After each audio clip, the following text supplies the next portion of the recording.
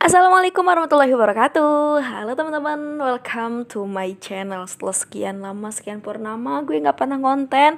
Kali ini gue bakalan konten lagi di tahun 2021 awal, walaupun sekarang udah bulan Februari ya kan. Oke, mungkin teman-teman yang udah subscribe gue udah tahu siapa gue sebelumnya. Ya oke, gue langsung aja memperkenalkan diri lagi ya kan. Takutnya aja ada yang lupa. Oke, kenalin, nama gue Sita Nurajiza, boleh dipanggil apa aja lah, terserah. Tapi kebanyakan orang manggil gue Sita atau enggak ya Tesit, ya banyak lah pokoknya. Oke, kali ini gue punya satu segmen yang mana menurut gue tuh ya mudah-mudahan jangka panjang ya kan, mudah-mudahan langgeng dan mudah-mudahan terus istiqomah gitu untuk membuat segmen ini, yaitu segmen sharing, share by share gitu kan. Di segmen perdana gue ini, segmen sharing perdana Sita Nurajiza, gue akan bahas suatu hal yang menarik. Gue bakalan sharing satu hal yang menarik, yaitu tentang investasi dunia versus investasi akhirat. Wow, what do you think ketika kamu dengar kata investasi? Kalau di zaman sekarang, mendengar kata investasi itu tentu suatu hal yang jangka panjang, suatu hal yang akan mendapatkan keuntungan, suatu hal yang akan kayaknya bakalan tercukupi banget gitu loh. Tapi sebetulnya apa sih perbedaan investasi dunia versus investasi akhirat? Kalian penasaran gak? Ya, investasi itu tentu ada pemodal dan juga ada pengelola. Ada satu cerita, gue pernah ikutan investasi di tahun 2019 kalau nggak salah. Gue ikutan investasi, di situ gue sebagai pemodal. Tapi yang menjadi janggalnya, gue kan sebagai pemodal nih, gue cuma dapetin profit atau keuntungan 1% setiap harinya. Gue bertanyalah kepada guru gue, "Bu, kalau gini gitu lah." Intinya gue menceritakan tentang investasi itu dan gue mendapatkan 1%. Akhirnya kata guru gue, "Kok cuma 1%? 99%-nya kemana?" Dan di pengelola itu yang dapetin gitu. Aku bilang, "Aku nggak tahu, Bu," gitu. Ya harusnya setidaknya kalau kamu investasi itu kan ada kerjasama gitu kan antara pengelola dan pemodal. Harusnya minimal lu dapetin 50% masing-masingnya. Kenapa kamu cuma 1% doang gitu? Ya di situ akhirnya gue mikir, iya juga ya, kenapa gue dapetin 1% doang gitu. Tapi gue karena penasaran, akhirnya gue tetap melanjutkan investasi itu. Investasi digital yang mana gue nggak tahu berakad sama siapa, yang mana gue nggak tahu kantornya di mana gitu kan. Tentu itu beredar aja di Indonesia, itu kayak booming banget lah pas itu tuh. So, singkat cerita, setelah beberapa bulan terus berlangsung dan investasi terus berjalan dengan mendapatkan 1% keuntungan itu, akhirnya ada kabar buruk yang datang. Tiba-tiba investasi yang gue bangga-banggakan itu hilang sirna tanpa jejak sedikit pun. Orang-orang yang udah menjadi pemodal ratusan juta hilang gitu aja. Orang-orang yang udah menjadi pemodal dari tahun lalu, misal dari 2 tahun yang lalu, itu juga hilang. Keuntungan pun hilang, yang 1% tuh hilang, modal pun hilang. Karena ya itulah, kita berakad dengan seorang manusia dan salahnya kita pun berakad tanpa kita harus cross check lagi dengan siapa kita berakad. Awalnya kita merasa, wah pasti ini gue dapat 1 tahun ini bakalan dapat keuntungan minimal 10 juta lah ya dari keuntungan 1% itu.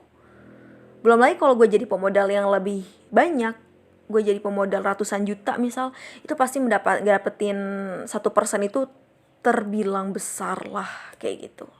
Tapi apalah daya, ternyata qadarullah, Allah menunjukkan bahwasannya investasi itu adalah bukan investasi yang sesuai dengan agama kita.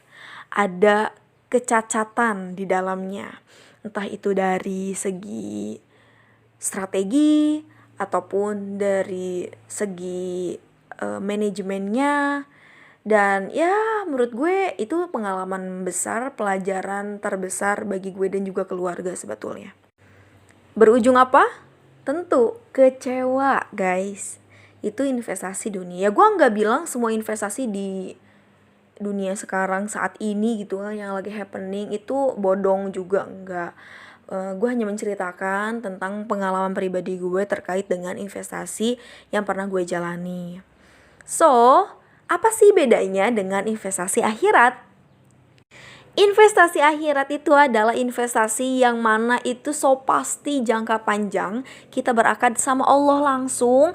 Kita juga ya tentu melalui perantara manusia gitu ya kan. Tapi kita berakadnya langsung sama pencipta, sama Allah yang memiliki segala luas langit dan bumi, yang gak pernah mengecewakan makhluknya, yang gak pernah memberikan yang gak pernah memberikan rasa kecewa kepada makhluknya. Pasti memberikan suatu hal yang terbaik, jawaban yang terbaik. So, gimana sih biar kita dapetin investasi akhirat? Walaupun kita melakukannya dari sekarang nih, tapi jangka panjang sampai akhirat. Kita bisa melakukannya dengan cara melakukan atau menyampaikan suatu kebaikan. Kalian tahu gak sih, pernah dengar gak suatu dalil atau hadis yang menyatakan bahwasannya ketika kita menyampaikan suatu kebaikan dan ia dipraktekkan, tentu kita akan mendapatkan pahala sesuai dengan apa yang ia sampaikan kepada orang lain. Simpelnya kayak gini, gue nyampein suatu kebaikan, misal satu ayat atau satu kebaikan kepada satu orang. Nah, si A itu nyampein lagi ke si B.